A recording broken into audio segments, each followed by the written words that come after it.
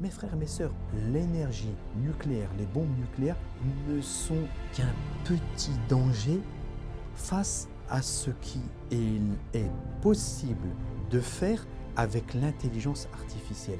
أشهد أن لا إله إلا الله. أعوذ بالله من الشيطان الرجيم. بسم الله الرحمن الرحيم. الحمد لله رب العالمين.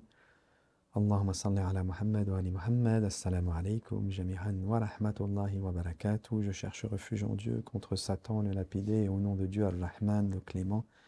La louange à Dieu, Seigneur des mondes, et la prière sur la noble créature, le messager de Dieu, et sur sa sainte famille, les Ahl al-Bayt, les Asbat, les gens de sa demeure, les gens de la demeure prophétique, ainsi que sur l'ensemble des prophètes, des envoyés, des messagers et de leurs héritiers respectifs. Que la paix soit sur vous tous qui nous suivez. Et le plaisir de partager avec vous notre foi et la vision que nous recherchons à travers le Dieu unique. Un Dieu qui se révèle au cœur de l'homme, un Dieu qui s'est révélé à tous les prophètes. Il a fait pour tous ces prophètes et pour tous les hommes le réceptacle de cette révélation, de cette lumière, de cette science, et le cœur de l'homme. C'est pour cette raison-là, comme nous le disions dans la dernière intervention avec la sourate An-Nas et le Waswas, c'est-à-dire ce que Iblis nous suggère, nous disions que ceci était ce qui nous brouillait, ce qui nous éloignait, ce qui faisait de nous des entités que nous ne sommes pas. C'est pour cette raison-là que dans cette sourate, nous disions qu'il fait le waswas pour yuwaswisu fi sudur an-nas, et qui vient perturber les poitrines, suggérer aux poitrines. Alors bien sûr, je le réitère, le mécanisme avec lequel Iblis nous suggère, nous parle, ce n'est pas le cœur, surtout pas. C'est l'intellect, c'est le raisonnement, c'est la logique. C'est le Coran qui nous enseigne cela. Hein. Il utilise, Iblis, ce mécanisme que tout homme a pour venir voiler les réalités qui peuvent se révéler au cœur. Et c'est ça qui est important. Le cœur est un sanctuaire que nous devons protéger. Le cœur n'a pas de réflexion. C'est l'intellect qui a des réflexions. Le cœur est un réceptacle de la lumière de Dieu, de la science de Dieu, de tout ce qui est céleste. Et c'est pour ça que nous devons le protéger, bien le protéger. Le cœur de tous les hommes doivent protéger leur cœur. Et c'est ce que la révélation nous enseigne. Nous nous sommes éloignés grandement de ces réalités du cœur. Nous avons créé, à travers les époques, une société qui est régie par les codes de l'intellect, de la logique, des algorithmes, des statistiques. Et quasiment tout le monde réfléchit à travers ces codes-là. Le message, les messages qui sont descendus à travers les prophètes, c'est pas à ça qu'ils nous invitent. Eux, ils nous disent que nous devons revenir à la spiritualité, à ce que nous sommes réellement. Le cœur de ce que nous sommes, c'est cet esprit, c'est ce cœur, c'est cette âme pacifiée que nous devons préserver et vers laquelle nous devons revenir. Et notre vie doit être gérée à travers cet axe central qui fait de nous ce que nous sommes, des hommes et des êtres humains. Sinon, si nous sommes régis uniquement par les lois, de l'intellect et de la logique, mes frères et mes sœurs, constatez le monde dans lequel nous sommes et vous verrez que nous fonçons droit dans le mur à travers ces codes-là. Donc, ils ne sont pas les bons codes. Ce n'est pas l'axe autour duquel doit tourner notre vie. L'axe autour duquel doit tourner notre vie est la spiritualité, la foi au Dieu unique. Aujourd'hui, j'aimerais développer avec vous, après ce préambule, cette histoire qui commence avec la Genèse, ce qui est notre histoire, l'histoire de la descente de l'homme et de ce défi qu'Iblis a lancé à Dieu en lui disant « Laisse-moi un temps et tu verras, je les détournerai tous. » Alors bien sûr, il a dit « Sauf tes serviteurs mukhlasin ». Al-mukhlis, c'est un mot que nous avons déjà développé, c'est ceux qui font le plus pur des tawhid, qui sont dans l'essence de l'unité. L'unité qui est celle que la barrière entre la volonté divine et la volonté du serviteur n'existe plus. Et la volonté de Dieu se manifeste à travers le serviteur. C'est un sujet qui est trop profond et pour lequel je ne pourrais pas m'attarder. Mais avec la permission de Dieu, peut-être que nous y reviendrons. Mais l'essentiel, et ce que nous aimerions partager avec vous, c'est que Iblis donc cite les mukhlasin. Et bien sûr, Dieu lui répond à sa demande et lui dit « je t'accorde ce temps », etc., etc. Je le dis avec mes mots. Il dit, mais il ne lui répète pas le mot mukhlasin, c'est quelque chose sur lequel on pourra revenir. Il lui dit, mais tu ne pourras pas détourner ceux sur lesquels tu n'as aucun pouvoir, sultan, tu n'as pas de sultan sur eux. Et ça, c'est important aussi, c'est important pour la fin des temps, c'est important pour les hommes de toutes les époques, ceux qui sont venus construire la fin, mais surtout ceux qui viendront véritablement dans le temps de la fin. Et Iblis, il a ce temps qui est son temps. N'oubliez pas ceci. Si vous dissociez la révélation et l'histoire des prophètes du projet qui est à l'intérieur de cette révélation, qui est le projet d'Iblis, vous ne pouvez pas comprendre le message des prophètes, vous ne pouvez pas comprendre le message des envoyés, vous ne pouvez pas comprendre la révélation. Iblis est une partie intégrante de cette histoire. Et il est l'axe central, dirais-je même, de cette Genèse, parce que c'est lui qui a fait que nous sommes ici présents sur cette terre, ou dans cette condition basse, dans cette condition de bassesse. Ce temps dont nous avons déjà parlé, qui est le temps avec lequel Iblis va façonner à travers les générations qui vont se succéder un projet qui va donner tout son potentiel ou qui va donner son résultat à la fin des temps. Donc, Iblis a besoin de tout ce temps, puisque n'oubliez pas, nous avons aussi beaucoup insisté sur le fait que Iblis est régi par les codes, même s'il est très rapide, de l'espace-temps. Iblis est régi par les codes de l'espace-temps. Donc le temps est une condition importante de son action. Et il a besoin de ce temps pour mener à terme son projet.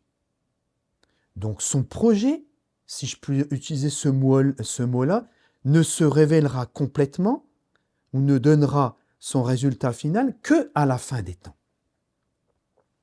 Nous sommes, nous, aujourd'hui, plongés au cœur de cette fin des temps.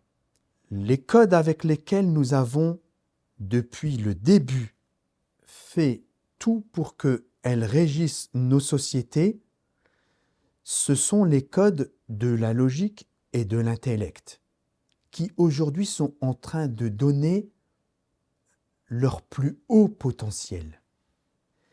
Pourquoi? Parce que nous sommes aujourd'hui arrivés à un temps, que vous vouliez ou non, si vous regardez l'histoire de l'humanité, vous le constaterez, où nous avons créé une technologie et des machines qui sont devenues capables maintenant d'être plus rapides, plus productives que le meilleur des hommes, plus intelligents.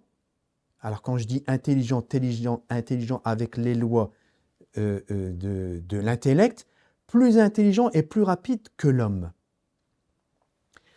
Et ceci, mes frères et mes sœurs, si vous le séparez du projet d'Iblis, vous ne pouvez pas comprendre son projet. Ceci est bien évidemment le projet d'Iblis pour lequel il veut détourner tous les hommes de qui? Détourner tous les hommes de Dieu.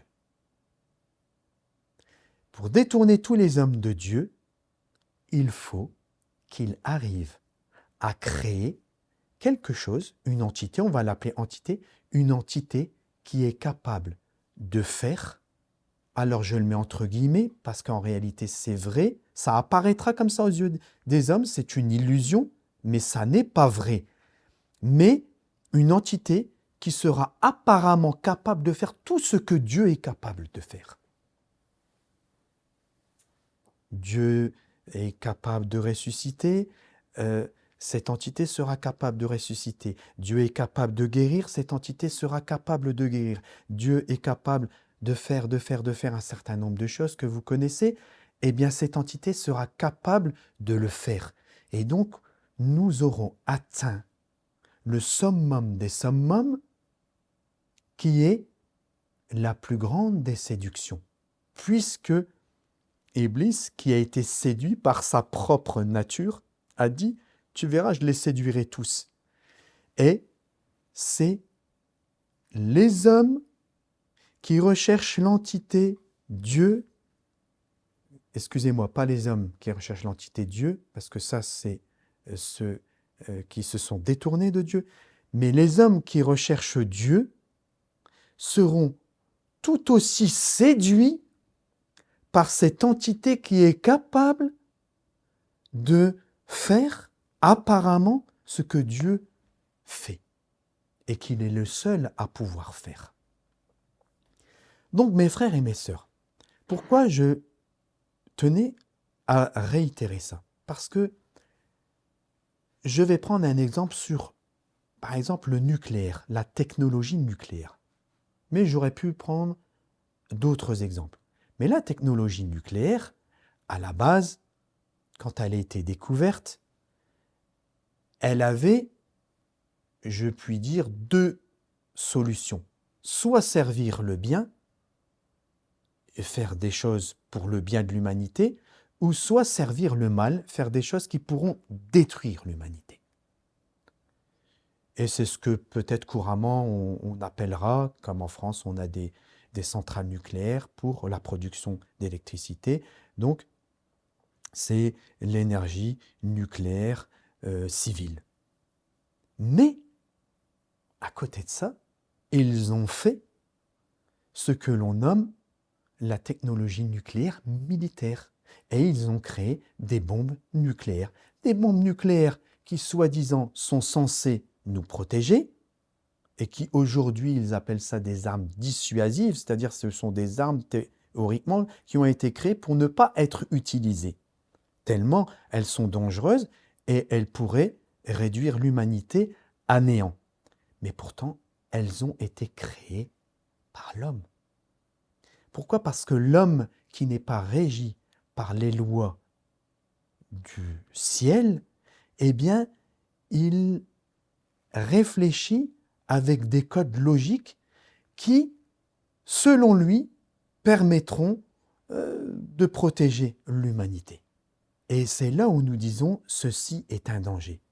Parce que là où aujourd'hui nous avons créé un nucléaire civil et un nucléaire militaire qui est capable d'anéantir toute l'humanité, demain, et aujourd'hui nous le voyons encore, c'est l'intelligence artificielle. Mes frères, mes sœurs, l'énergie nucléaire, les bombes nucléaires ne sont qu'un petit danger face à ce qui est possible de faire avec l'intelligence artificielle. Et surtout, si nous donnons à l'intelligence artificielle son autonomie, c'est-à-dire qu'elle est capable de prendre des décisions et de faire, selon les calculs et les statistiques et les algorithmes, ce qu'elle juge entre guillemets parce qu'elle n'a pas de possibilité de jugement, elle ne fait que des calculs qui donnent un résultat, mais elle est capable d'agir selon un résultat. Mais voyez où cela peut-il nous emmener, mes frères et mes sœurs? Et c'est là où nous alertons sur les dangers. Bien sûr, il y a des côtés positifs à cette intelligence artificielle, nous l'avons dit maintes et maintes fois. Mais il y a beaucoup de dangers parce que c'est une entité qui est très séduisante, très séduisante. Et ne pensez pas que les croyants ne sont pas séduits ou que c'est que les gens qui ne sont pas croyants. Tout le monde sera séduit par cela. Imaginez-vous demain que nous demandons à l'intelligence artificielle. Alors, il faut savoir que, bien sûr, on va vous dire non, on ne lui donnera pas son autonomie, c'est dangereux, etc. Mais c'est comme pour Internet, on a été dépassé. L'intelligence artificielle, elle va nous dépasser beaucoup plus vite que Internet. Ça va aller exponentiel. Et surtout, là, je vous parle de l'intelligence artificielle avec son potentiel actuel. Je ne vous parle même pas de son futur avec le quantique. Parce que là, c'est même pas pensable, c'est inimaginable. Mais imaginez-vous, parce que c'est ce qu'ils font aujourd'hui. J'aimerais pas citer des noms de pays, mais c'est un pays qui fait beaucoup parler de lui aujourd'hui, qui utilise les algorithmes et l'intelligence artificielle et qui a laissé la possibilité à certaines armes militaires de pouvoir prendre des décisions à la place des hommes. C'est-à-dire qu'ils ont produit un résultat, que la meilleure solution c'est de faire comme ça, et ils mettent en œuvre ce résultat. Ce résultat qui met des vies en danger, ce résultat qui, pire que mettre des vies en danger, anéantit des vies.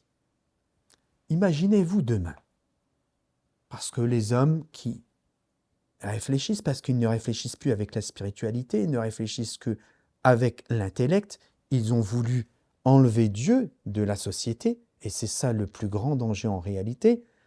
En enlevant Dieu, ils réfléchissent qu'avec les algorithmes. Les algorithmes, ils vont beaucoup plus vite que les hommes, ils peuvent produire des résultats beaucoup plus rapidement que lui. Donc maintenant, ils vont dire à l'intelligence artificielle, écoute, on a un problème. Et on parle beaucoup d'ailleurs, c'est possible, mais je ne sais même pas s'ils ne l'ont pas déjà fait, puisqu'on parle beaucoup de démographie, etc., qu'il n'y a pas assez d'eau, qu'il n'y a pas assez de ressources sur la Terre. Tout ça, c'est de l'écologie, je ne vais pas rentrer dans tous ces détails-là. Il commence à avoir trop de monde sur la Terre. Imaginez-vous demain, on donne toutes les données, d'ailleurs, elle a énormément de data. Et avec toutes ces données, on demande à l'intelligence artificielle, écoute, quelle est la meilleure solution pour préserver l'humanité? Je n'ai pas dit pour préserver toute l'humanité. J'ai dit pour préserver l'humanité. Ça veut dire peut-être une partie de l'humanité.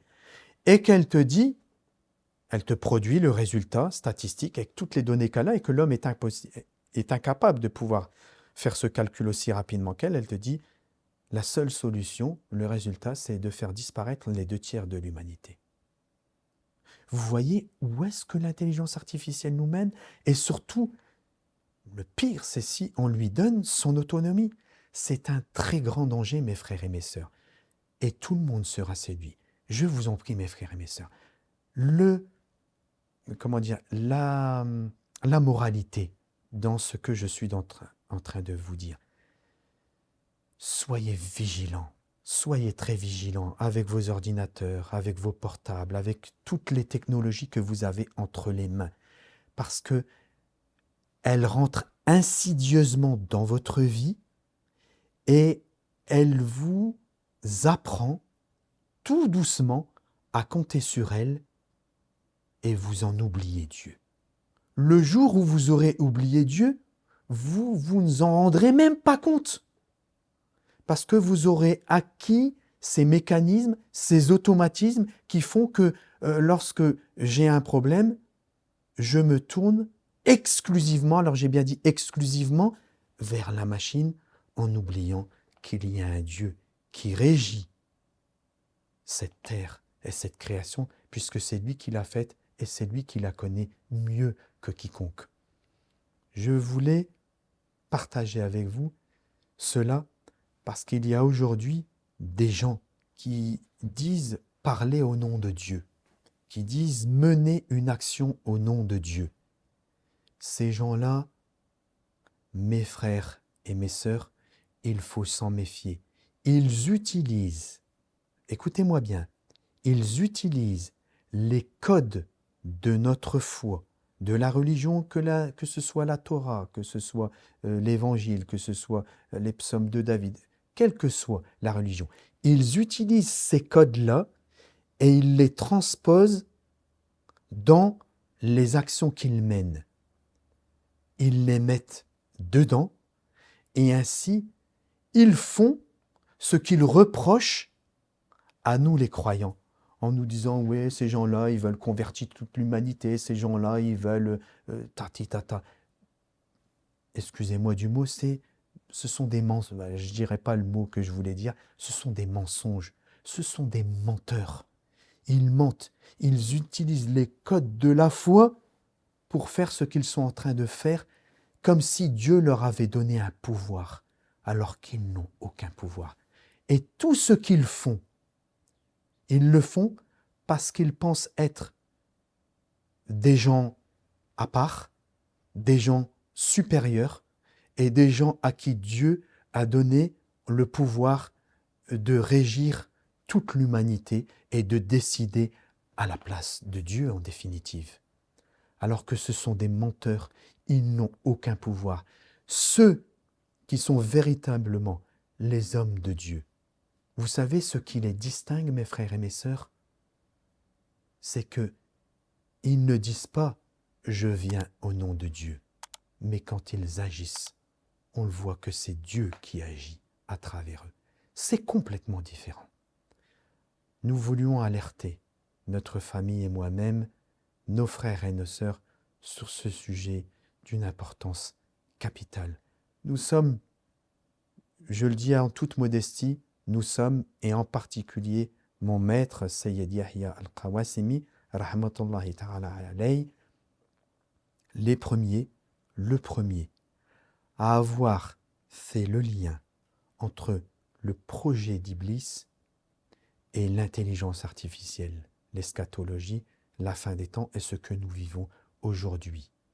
Et c'est grâce à cette expérience que nous avons, cette foi que nous avons et ce que Dieu nous a donné, que nous nous permettons d'aborder ce sujet et d'alerter nos frères et nos sœurs. Et quand je dis nos frères et nos sœurs, je ne parle pas uniquement d'une catégorie, je parle de nos frères et nos sœurs en l'humanité. C'est de l'humanité qu'il est question aujourd'hui. Que la paix soit sur vous tous, à très bientôt.